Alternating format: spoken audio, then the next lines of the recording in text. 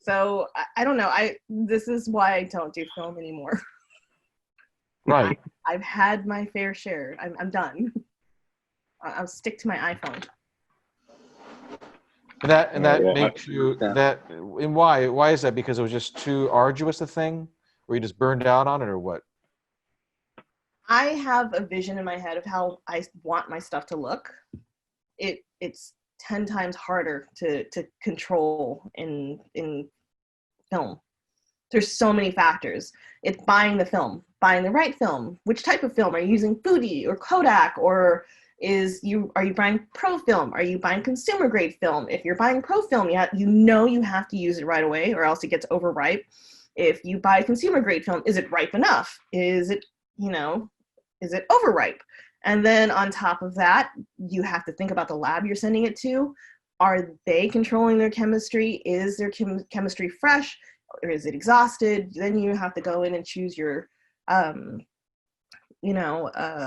paper. And I have boxes and boxes of like Kodak and Fuji and God knows what other brands of stuff. I eventually settled on Fuji because after a lot of testing, I kind of like the color saturation in Fuji more than Kodak, but Kodak did better skin tone. So I'd have to pick my paper to the subject.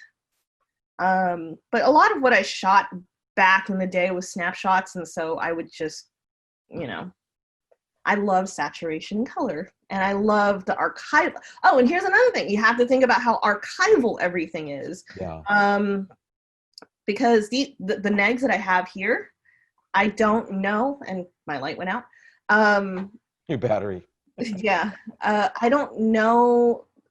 This is in a humidity and temperature controlled room. I don't know how that's affected the film, but I also know that after a couple of years that the dyes degrade. And so you're not going to get the same color you did when you first got the film developed. Yeah. So you either have to just make a scan right then and there so you preserve that quality, or you wait a couple of years and all the dyes degrade and then it's all washed out looking and you can't really color correct for it. But it's so bad that it can't be fixed or compensated on some level through digital technology or even. Correct. Yeah. Mm-hmm. It depends on how you store it. Some people are really good at storing it. I'm not. This room gets really hot in the summer, gets really cold in the winter. Yeah. The humidity changes. I mean, I could probably, the only thing that's really I'm doing to protect it is they are in light tight cases. Okay. And I do try to keep it away from the window so it's not hot. Yeah. But I mean, I've got some stuff in a garage, like it probably got over 100 in there. And, it's not like it's great, but it wasn't horrifying.